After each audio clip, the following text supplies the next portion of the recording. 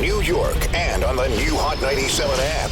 Ebro in the morning on Hot 97. So on the show The Real, one of the co-hosts, Loni Love, is getting a lot of backlash after calling out the infidelity of black men during a discussion. Check this out. I don't speak for the black community, but I do think that a lot of black men, they really don't know how to have true, faithful relationships. They think because they have money, because they have power, that they can treat women any kind of way. Loni Love is saying things. And that is something we need to work on. That Together. money and power does not mean that you can just do whatever you want to do. I think sadly in so many cultures, that is the whole machismo thing. Like that goes across the board. But I'm going to say it's not across the board, because what is happening is that we are still dealing with the point of slavery.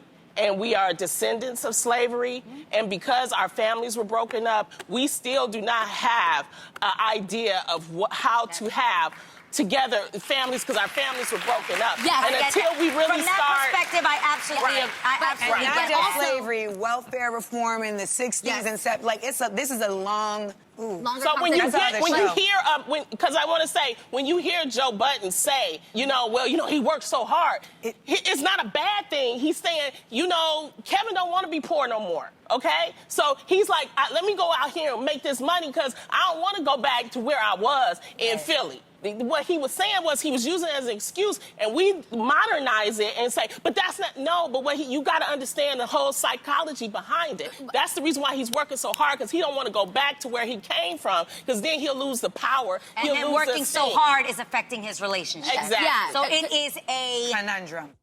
Wrong. Well, not completely. That sort of went off the rails a little bit. Well, they were talking about Kevin Hart's Netflix thing and him talking about his cheating issues, et cetera, et cetera. The one thing that people miss, and this is not a cultural thing. Yes, there are some broken up family issues with black people, but it's not all black men. There's men listening to me right now that have been faithful in their relationship and have not cheated at all. Sure. And I'm going to take it a step further. As a black man, when your family and your woman doesn't even believe you're capable, you start to feel frustrated. When your family doesn't believe in you and that you're honorable, imagine that pain when you're trying to be honorable and you're doing everything right and your family doesn't believe in you. And black women continue to get on platforms talking about all men do this and all black men do that and all black men have these problems. And as a black man, you're working on those problems and you're looking at your people. These are supposed to be your people. Going out in public, thrashing you all the time.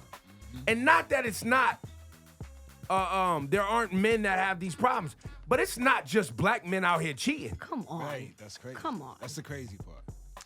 The only thing I was going to weigh in on this subject was that this is the second time in a week where there's been a public moment where a black woman has come out and said, the problem with black men, as if white people don't do that. No, it's only what you're experiencing because that's the world that you're in and you're dealing with black men. Like, ask white women if they've ever dealt with that experience. So like, or women from any culture. I wish people would refrain from trying to label black men as a whole one thing. It's just not fair. I appreciate you saying that, because I'll tell you what, man, as black men, you are always the problem. Always the problem. And then I'm going to take it a step further for the men out there and the women that even may care wherever you are listening. And this is not cultural or racial. This is men. If as a man, okay, you had heightened interests and your heightened sexuality interests as a youth, and you did not have the ability to date often or have sexual conquests that you fantasized about. You weren't able to get that out your system. But you found yourself in a long-term relationship, but you still have these fantasies. It becomes very hard for a man to stay faithful when he hasn't gotten certain things out of the system. Same thing with women. Women go through the same thing, which is why sometimes relationships don't work out. Because we know people where the woman has been the one that's kind of like, I'm tired of being in this relationship.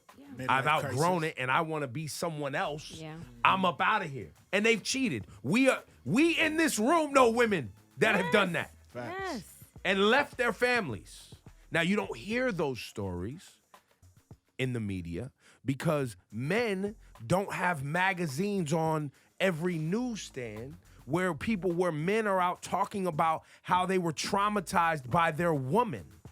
Well, it's embarrassing. You don't want to do that. You don't want to acknowledge that your woman stepped out on you. That's seen as, when it happens to a woman, she was victimized, another man victimizing a woman, etc. And also, historically speaking, men have been the perpetrators of the bad behavior, and nobody wants to hear from a dude going through something. Right. Socially, we don't give a damn. But the whole idea that it's just black men or black men with money, you think the term midlife crisis was coined by a successful black man? No, that's because rich people get to a point in their life and they start doing things that they weren't able to do when they didn't have money. And boredom creates problems. And when you cabin fever, stuck in the house with the family, when you have repetition. If you don't have boredom. People who don't have things, they're working hard. There's no time to be bored. You're working hard, you're tired, you get home, etc. But when you're like, your life's been good, your job's been good, marriage's been good, that's when the boredom becomes a thing. Take it from me. When I didn't have money, I could still get out here and meet women and go have a good time. So as I got older, I'll be 45. It's not a priority for me because I got it out of my system. And that enables a man like me to be faithful in a relationship. Right. Because I got it out of my system. But there is a thing in a male ego that when your money ain't right, when you don't want to go home because somebody getting on your nerves, and you're not feeling like, as a man, that machismo that Adrian spoke of in that audio clip, you want to go out and see if you still got it.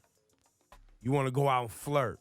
You want to go out and holler at something to see, because socially, a lot of men, not all men, are wired to see what our ability to conquest is. And if you haven't conquered that, that will get a man to go out and cheat because you want to see if you still got it. So I know men who have conquered that and are in faithful relationships. So to hear Loni get up there and say it's all black men, it's not all black men.